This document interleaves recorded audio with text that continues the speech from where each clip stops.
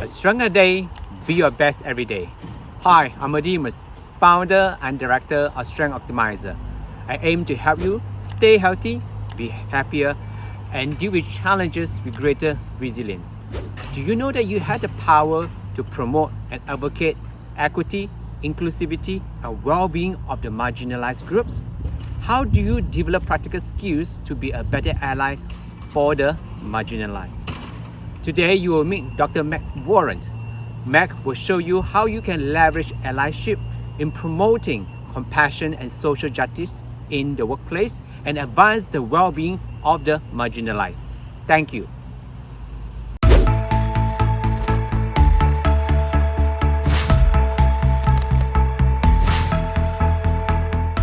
Hi, I'm Marginalised, founder and director of Strength Optimizer. Thank you for watching the Science Up Your Wellbeing series. Today, we have Dr. Meg Warren joining us from the United States of America. Meg is Associate Professor of Management at the Western Washington University. She is a researcher, keynote speaker, author, and psychologist with expertise in allyship, inclusiveness, and cultural factors affecting well-being.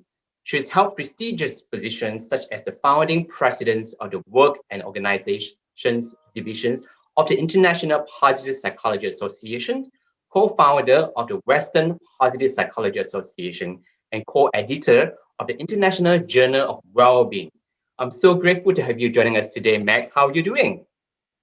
Thank you for having me, and I'm very excited to join too. Me too. Look, once again, thank you for taking the time to share your expertise on allyship, specifically how we all can play a role in advocating and supporting the marginalized outgroups. So, Meg, what brought you to focus your research on allyship in the first place? I mean, what are your beliefs and aspirations in this area? Yes, so my original area of research was around positive relationships, and it's been my work. I actually have a book. Show us the book so we can find it. Right? I love books. On positive relationships and positive psychology. Both of those have been my main areas of work. Yeah. But what I've been become most interested over the last several years is how those positive relationships can be transformed, especially across different groups. So it's one thing to have positive relationships with people from your family, people who are close to you, people who look like you, who are like you. But it is harder to have the same kind of high quality relationships with people who are different from us, people whose experiences are very different from the way we grew up, or people who don't look like us and such. So I have become more and more interested in studying that aspect, and that is where allyship comes in. Allyship is essentially how people from dominant groups can try and connect with and have those positive relationships with people from marginalized groups. So it's these others who folks may not always pay attention to, and how can you still have good relationships with them? Yeah. And I think that in your research, you often use the terms the dominant groups or the privileged groups, and as well as the marginalized groups. So can you unpack for us a little bit more in terms of what do you mean when you use the term privileged groups and marginalized groups? Sure. So this is around how our society constructs who is in power and who is not. And this, of course, changes a lot across different cultures. What we know in a lot of societies around the world is that men have more power in organizations and even in the home than women do. So that is one privileged versus marginalized group kind of difference that we see.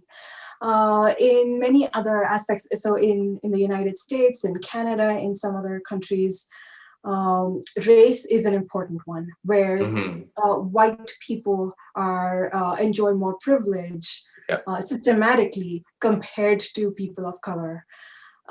In other contexts, religion may make a difference. There may be a dominant religion in one country and other religions, maybe minority religions. Mm-hmm. Disability becomes another topic where people who have able bodies who do not have disability have access in a lot of different ways that people with disability don't. So privilege and marginalization can play out in these different ways. Fantastic. I think it's really important to unpack the two terms, and sounds like the notions of the concept of privilege versus marginalized just varies from culture to cultures, and it can cut across the cultures, organizations, religions, ethnicity, race, colors, and there's so many, I guess, that factors that kind of can contribute to this sense of power or privilege versus those who unfortunately may not necessarily have that in the context where they are living or working in as well. Absolutely. And you'll also notice that this happens at the group level, at the systematic level. So it's not about one individual and the other. It's more about identifying it as part of an entire group that gives you privilege. So it's not necessarily about one man feeling that I don't have privilege. It's more about men in general in our society have more privilege than women in general in society. And then there may be individual women who may have a lot of power. You know, you may have a woman prime minister of a country or a president of a country, and she may have power, but then in general in that country, most women may still not have the same kind of power that men have. Fair enough. And I also noticed that your research often sticks on positive psychological approaches to diversity, equity, and inclusiveness to promoting the well-being of the marginalized groups. I'm curious, why positive psychology approaches? Yes. So in a lot of the work that is currently done around these issues, mostly from social psych, around prejudice and bias, which are a very important part of all of these differences, these intergroup differences that I'm talking about. A lot of that work has primarily looked at how people experience discrimination, what are the negative effects of discrimination and prejudice, how does it affect mental health, how does it create stress, how does it create a lot of pain and suffering. And my own take on this is that, you know, and we know this from a lot of the way that we talk about positive psychology, that taking away suffering does not necessarily mean that someone can experience well-being and thrive. Right? So those are not, you know, simply replaceable. There is much more that goes into well-being. And that has been my focus on how then in the context of prejudice and bias and discrimination in these group differences, how can we actively increase well-being for marginalized groups? And what can allies from dominant groups do to constructively help with improving that well-being for others? How can they play an active, positive role? So that's been my general approach. And it is an approach that is still relatively new. I mean, we know positive psychology in general has been still new, and particularly in the context of prejudice and discrimination, it is still fairly new. So talking about the context of prejudice and discrimination, so it sounds like the well-being of the marginalized individuals or group is more than just a personal choice, but it also relates to the bigger systemic environments, the cultures. That means that the other people's matter, or other people can actually help to advance or even advocate the well-being for the marginalized outgroups. Is that correct? Yes, that's a very good observation. And yes, you're absolutely on point here, because you know, a lot of the experiences of marginalization is not because of the actions of the individual to begin with. You know, in other aspects of our life, we do have a lot of control over our own experience. You know, the kind of food you like a lot of the choices may be because of this is what I want to do. So therefore, a positive approach also means what can I do to improve my well-being? Right?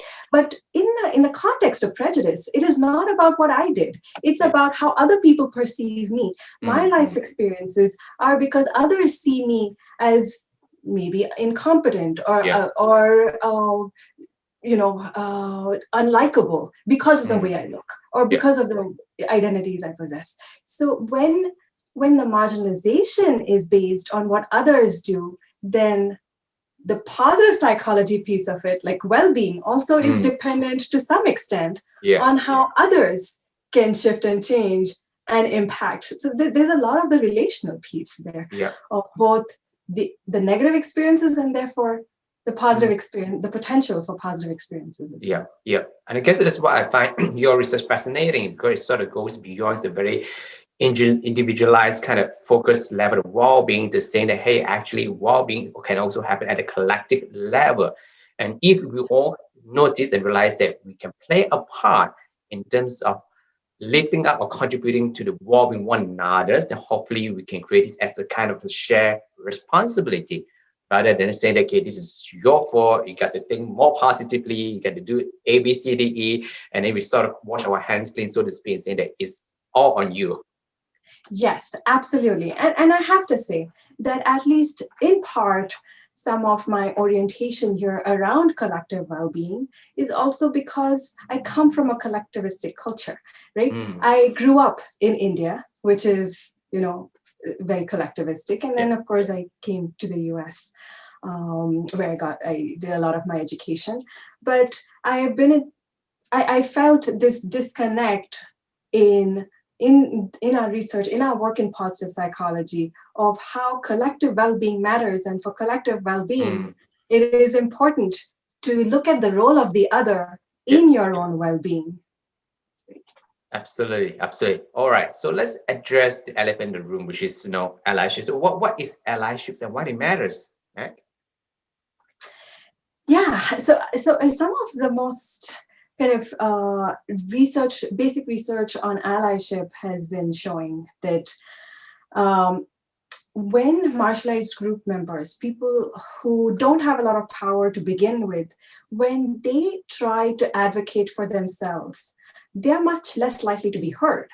I mean, the fact that they didn't have power is what put them in a negative space to begin with. And then Mm. whatever they advocate for, whatever they ask for, whatever issues they point to, those also get dismissed.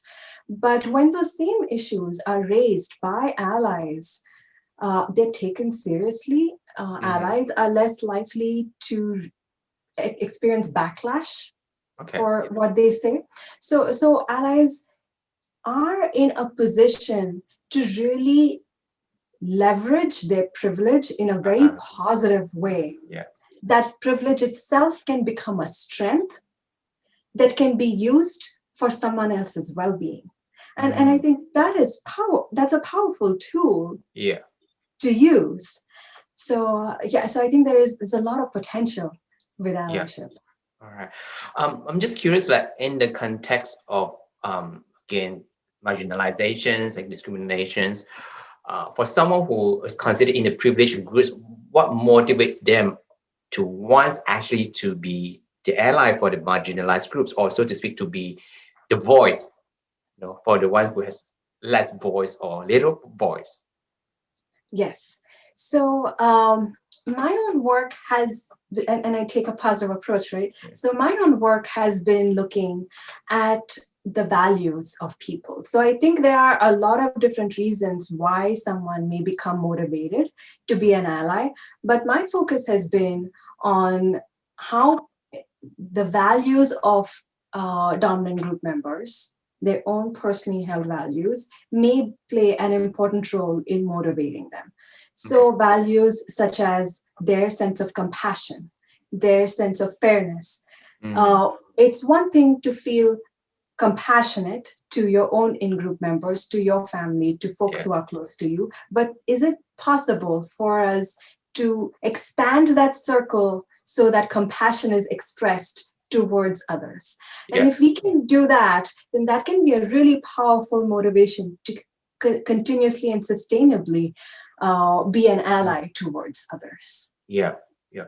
So tapping into the values of the groups for artistic compassion or even sense of social justice can be very powerful motivator, because I guess that again, unfortunately, please correct me if I'm wrong, a lot of discriminations or marginalizations happen also because the privileged groups has so-called abused the powers and the privileges and use it to exploit the marginalized group.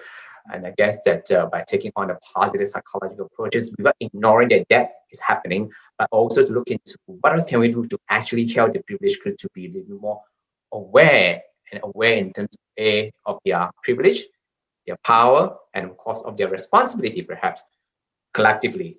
Yeah. Absolutely. And I think in some countries, in societies, in some spaces, I think there has been a shift, right? So I think there has been more in the past. There has been much more overt racism, overt sexism, much more this sense of actively abusing one's privilege to benefit oneself. But I think over the decades that has been shifting. So it's not so much, not always about actively wanting to hurt others, but it is simply not noticing that some patterns and habits and behaviors may cause pain to others. And as soon as there may be this trigger for compassion of identifying and acknowledging that the experience that others are having is because of something that I or someone from my in-group has done in the past. What can I do to correct it? What can I do to change it? That compassion can be a motivating force to move us forward. I think it is much harder if people hold on to intentions to hurt and intentions to abuse. Then I think it's really hard to say that compassion may move people. But I think if folks already feel that, I don't want to hurt anyone, and if there's a way I can help, I'd love to, then I think that's a really great starting point to start engaging those values that can be more pro-social. Okay. Yeah. So once again, when it comes to allyship, based on your experience and your research, what are some of the common misconceptions around allyship? So especially in the United States and in North America more generally, Western world more generally, there is this idea that a really important way to be an ally is to confront it, so if someone is a perpetrator, someone is saying something racist or someone is saying something sexist, you stop them right away and say, what you said was wrong, it was sexist, it was racist, and sometimes that can be a little confrontational and in a public setting. We see a lot of that happen in social media where people may be publicly, called out. We see that happening, in a lot of news stories. You see that happen around us. And confrontation is definitely an important strategy. But what some of my research has been showing, and this is coming up time and again across several studies, is that confrontation is not only not the only way to be an ally, but in many contexts, confrontation may not even be the most effective way to be an ally. And positive approaches to being an ally can actually be much more powerful in many contexts than confrontation. So recently we did, and that's a really important misconception that I think some of our research has been dispelling, is that we in one of our recent studies, we contrasted the effectiveness of a confrontation intervention versus an allyship intervention that involved highlighting the strengths of an out-group member. Okay. So you're pointing to, here's why this person has got these different strengths, here's why this person is amazing, here's why this person should be hired in our company, here's why this person should be promoted. So kind of highlighting the strengths of this individual. And what we found when we put these experimentally contrasted these different interventions is that the effectiveness of the highlighting strengths condition intervention was much stronger than the confrontation. And there's all of this less backlash that comes when you engage in highlighting strengths versus confrontation as well. Because confrontation can burn bridges sometimes. Confrontation can, not only may a person who's confronted respond negatively towards the ally, they may also respond negatively towards the victim. Because they're upset that, Yeah. they felt humiliated. And you see all of those effects not happen when you have when you highlight strengths instead. So highlighting strengths is one positive approach, one positive strategy that we've tested. But I think in general there are a lot of opportunities that positive psychology can offer through positive approaches to engaging allyship interventions. Yeah. That might be in many ways just as effective or even more effective than the most popular, which is confrontation. Yes. And I guess in general, when people are undergoing or being confronted, this whole sense of defensiveness can play out quite a fair bit, and therefore, as I said, that the desirable outcome may not always necessarily be the best for all parties. And I'm just thinking that perhaps some of the misconceptions, or maybe that I have, is about when I hear the term, first time hear this term, allyship. Does it mean that sometimes we think that, okay, to what extent we'll be able to minimize that it's not going to be a form of co-dissensions or a form of even separatisms, in the sense that just because I'm in a privileged group, so then therefore I want to be your ally. But then sometimes people may think that, hey, wait a minute, does it mean that you're more superior than me, you're better than me? And sometimes the other group may say that actually I don't need your help, I don't want your help, because somehow I feel that there's this sense of co-dissensions that rather than, as you say, highlighting my strengths or the group's strengths, I feel that somehow there's still some elements that is still telling me that you're still abusing your power, if it makes sense. Okay, yes. So yes, I hear you. So I think there are two important things that you bring up. One is the notion of being an ally itself acknowledges that you may have more power than others. And I think that is important, not because it's not about an individual having more power than another, but it is because of the identity, the group that they belong to, that has more power than the other. So it's not necessarily saying that this man is superior to that woman. It's saying that this person, because he has a male identity, because men in general have more power than women, this man may be able to attend to issues of sexism in a way that allow his voice to be heard better than when the woman speaks about it in the same way, right? So it's not about saying one person is superior to another, but the society views that entire group as superior to another, or has created additional advantages for one group versus another. So I think that is a useful distinction.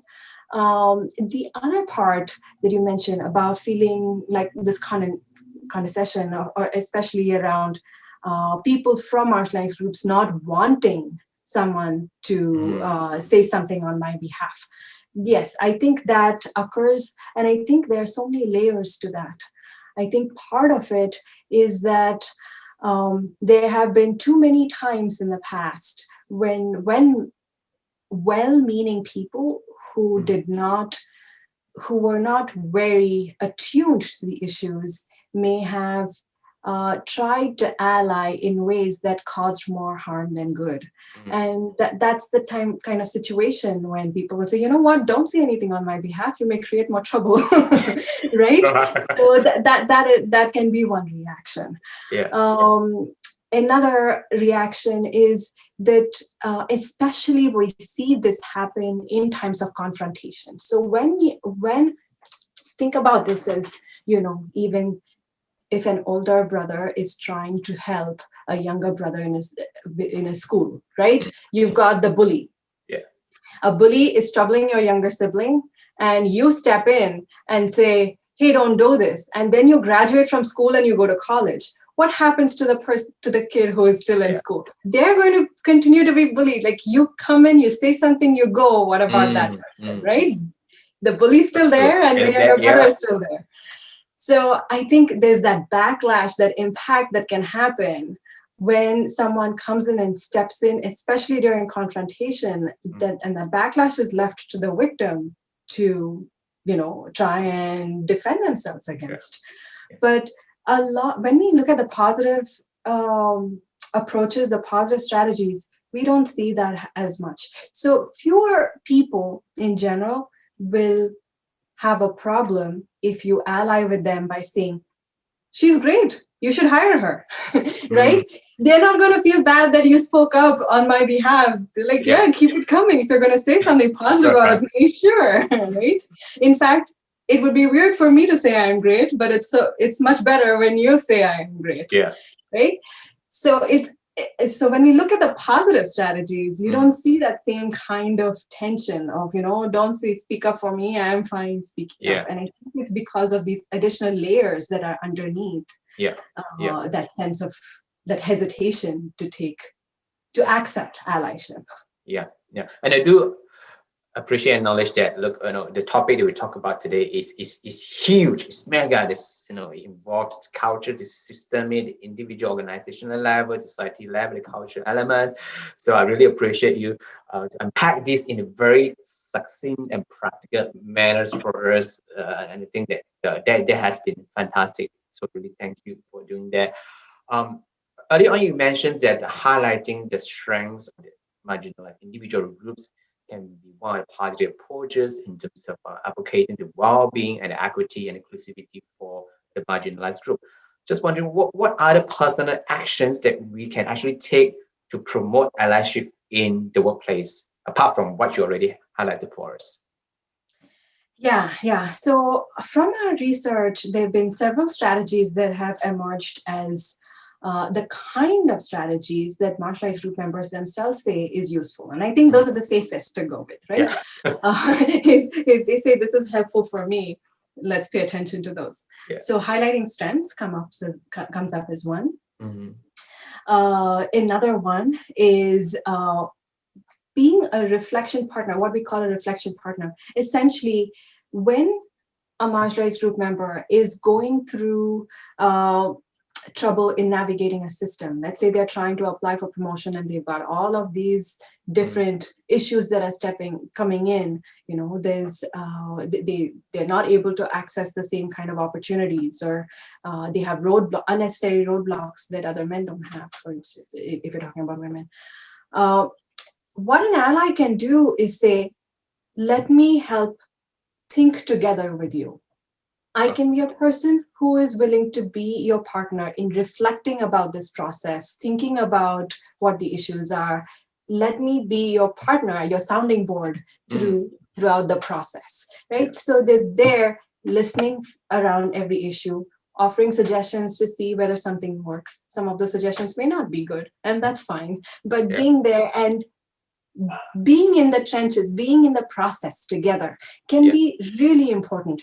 Now, being there together with this person may not necessarily dramatically shift, systemic issues. Like just because someone is being a reflection partner for me doesn't mean that now all the unnecessary roadblocks are gone. No, but I feel less isolated. And that matters. What we've been seeing is that too often people from marginalized groups end up having to fight all their battles alone. And that can be very discouraging. It can feel very isolating. It can feel, and they're more likely to give up if those battles keep continuing. And there is not even emotional support. So in those ways, being that kind of reflection partner and saying, I'm here to go through this with you to the extent possible, to think about this together with you to the extent possible, to step in. If you'd like me to say something at any point, tell me and I will, right? If you only want me to listen, I'll do that. But offering that kind of support can be really useful. So that is one other strategy that we see is helpful. So very collaborative type of approach, but also meeting the needs of the individuals or the group, knowing when to step in, when to step out, knowing when to be the sounding board, and when to say something as well. Yes, absolutely. So it's really being attuned to the relationship. Sorry, go on. Sorry. So how does this different or similar, let's say, being a sponsor or even a mentor? Yes. The difference is that it does not necessarily so for a mentor or a sponsor is usually someone who is higher than you in terms of leadership or hierarchy, and then they have a lot of access to networks. So there's a lot of additional power and privilege that comes because of their positionality, right, in the organization. Here, you can be an ally while you're being a peer. You can be an ally even as a subordinate. You can still be that reflection partner. You can still highlight strengths. You can so that hierarchy of the organization is not a limiting factor to being an ally quite in the same way. So there's that's one part.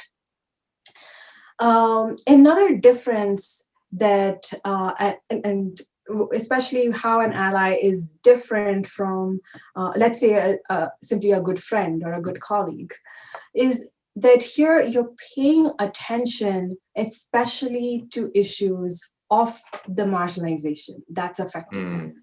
So let's say if you're looking at gender issues, you're really paying attention to sexism and how that affects the individual.